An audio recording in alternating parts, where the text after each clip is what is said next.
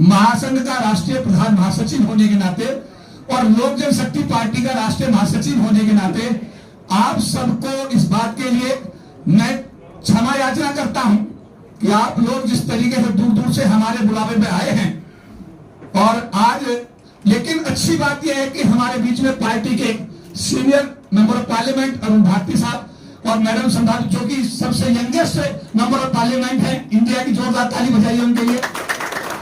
आप लोगों ने ताल कटोरा कितनी बार भरा? कितने बार भरा? जब भी बोला भर दिया।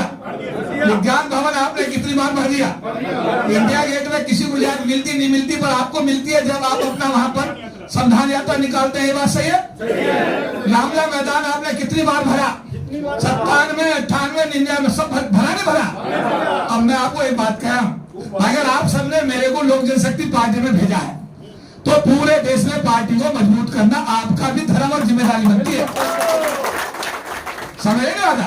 मुझे पंजाब का प्रभारी बनाया गया है, अनुसूचित जाति मामलों का, जनजाति मामलों का प्रभारी बनाया गया है। और अनुसूचित जाति जनजाति का मतलब तो पूरा देश का काम भी मेरे हाथ में आ गया ना। पूरे देश में शुरू टाइप से लोगों को पार्टी की मूलधारा बनाना। अरे बात सही है? अभी मैंने सुनिए अरुण भारती साहब से पहले मैंने क्या कहा था? गठबंधन की सरकार चल रही है, उत्तर प्रदेश में भी गठबंधन की 3 बार सरकार बनी बीजेपी के समर्थन से। अरे बात सही है?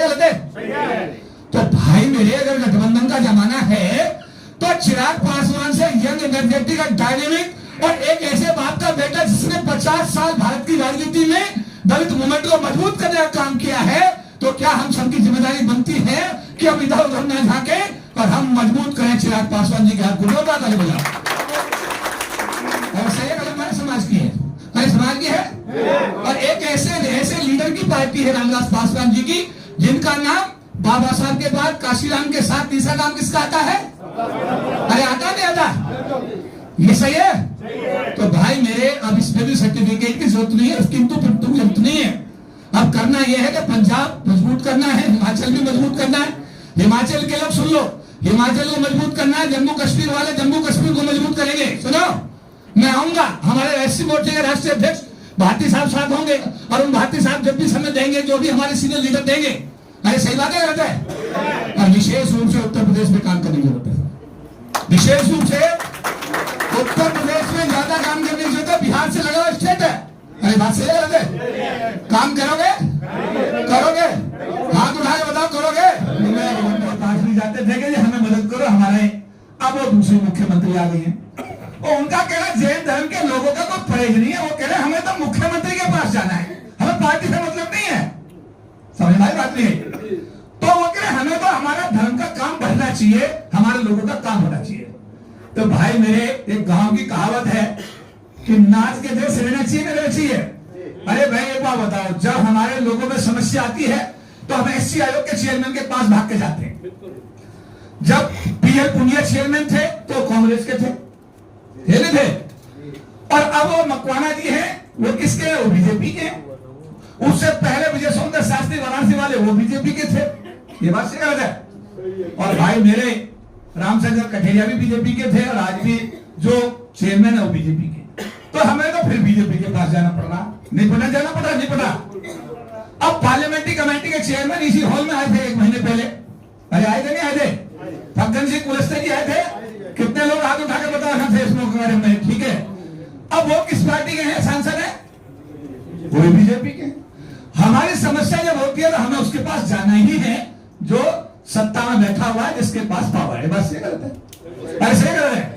अब ये जो एक दीवार बना रखी है, ये दीवार को थोड़ा तोड़िए। मेरा कहने का मतलब ये, देखिए, हमें ज्ञानचंद गौतम जी को, क्योंकि वो एससी समाज से आते हैं, मैं भी एससी समाज से आता हूं और राष्ट्रीय अध्यक्ष भी एससी समाज से आते हैं, तो हमारी जिम्मेदारी भी बनती है। क्या जिम्मेदारी बनती है हमारी? क्या जिम्मेदारी बनती है हमारी? हमारी ये जिम्मेदारी बनती है, हमारे बीच में हमारे चेयरमैन, वर्किंग चेयरमैन साहब अशोक कुमार जी आ गए हैं, रेलवे के जनरल सेक्रेटरी, जोरदार ताली स्वागत करें उनका। समस्या लेकर आते हैं, फिर वहीं जाना पड़ता है एससी आयोग के चेयरमैन के पास। ये बात सही रहता है वेद प्रकाश गौतम जी? फिर पार्लियामेंट्री कमेटी चेयरमैन के पास जाना पड़ता है। अरे कुछ ऐसा करोगे, तुम्हारा कोई आदमी वहां बैठ जाए, तुम्हें कहीं जाने की जरूरत नहीं पड़ेगी। अपने आदमी को बैठा दो, नाचन को बैठा दो,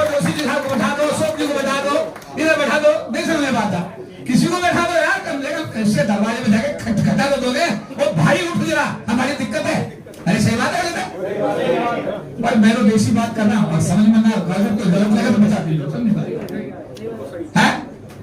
अब आपका अपना कौन है केंद्र सरकार में, कौन है इस समय कैबिनेट मंत्री?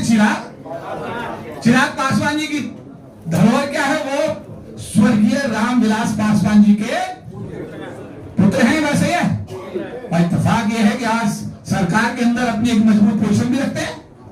क्या प्रधानमंत्री जी और गृह मंत्री जी के अगर ये कहा जाए तो बहुत नजदीकी, मतलब ये है कि मंत्रियों में गिनती होती है, तो ये गलत तो नहीं कहा मैं? अरे सही बात है, गलत है? तो भैया मेरे नाच के देश लेना शुरू करो कि जिस तरीके से बोध गया वाले मामले पर माननीय मंत्री जी ने एक चिंता जाहिर की।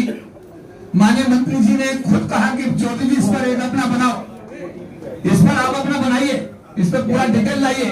और डिटेल ला करके जिस तरीके से डिटेल को तैयार कराया गया और तैयार करा के उन्होंने अपने ही मंत्रालय में बैठक रखी और बैठक रख के उस पर चर्चा हुई व्यापक स्तर पर। और ये तय हुआ कि प्रधानमंत्री जी के साथ में इस विषय पर बात क्या होगा। तो भाई अगर चिराग पासवान जी के माध्यम से बोध गया का इशू रिजोल्व हो जाए तो हमारे लिए इससे बड़ी खुशी की बात और होगी क्या? अरे बोलो भाई है? अब कई जगह ऐसा होता है कि आंदोलन होते हैं, आंदोलन शुरू होते हैं, आंदोलन होने से पहले उसमें समस्या हो जाती है। विदेशों से भी एसएमएस आते हैं, क्या आते हैं एसएमएस विदेशों से भी? अरे भाई इसके साथ क्यों खड़े हो, इसको क्यों आपने जगह दे दी, क्यों प्रेस कॉन्फ्रेंस करवा रहे हो? और पूरा जंतर मंतर भर गया, लाखों लोग आए। उसके बाद में दूसरा आंदोलन हमने 6 दिसंबर को पार्लियामेंट के गेट में किया। क्या किया? पार्लियामेंट गेट में स्टैच्यू तो वही की वही थी और आंदोलन महासंघ ने अपनी तरफ से रखा। पहले आंदोलन में क्या हुआ, समता सैनिक दल ने और सभी संतों ने मिलकर के जो किया उसमें लाखों लोग थे, पूरा भर गया, पूरा हाल था। लेकिन 6 दिसंबर के कार्यक्रम में वहां कुर्सियां 500 रखी, 500 में भी समझे नहीं वाला। और उसके बाद में मूर्ति वहीं की वहीं रह गई जहां लगाई गई थी, मूर्ति वापस अभी तक नहीं आई। ये सवाल मैं आपसे कर रहा हूं, समझ में आई बात? नहीं आई। मूर्ति तो वापस आनी चाहिए थी, अरे आनी चाहिए, लेकिन मूर्ति वापस नहीं आई। लेकिन लोगों ने आंदोलन छोड़ दिया। सही बात है गलत है? अब निजी क्षेत्र में आरक्षण है नहीं है, सरकारी नौकरी बची नहीं, ये बात सही गलत है? अरे मेरी बात से सरकार की नौकरी बची नहीं है, निजी क्षेत्र में आरक्षण है नहीं, तो भविष्य क्या हो रहा है? क्या भविष्य है बोलो, हाथ उठा के बताओ, भविष्य बढ़िया है? अरे भविष्य बढ़िया है क्या भाई? हम ये कह रहे हैं कि देखो गरीब तबके के लोग सरकार की नौकरी में आने के कारण रोजी रोटी इनको मिली थी, ये बात सही गलत है? अरे कोई और रास्ता तो नहीं मिला इस देश में? डॉक्टर अम्बेडकर के दिए आरक्षण से नौकरी मिली, उससे ही गरीबी की रेखा से ऊपर आए। आरक्षण सरकारी क्षेत्र में लागू है, निजी क्षेत्र में लागू नहीं है। सही बात है गलत है?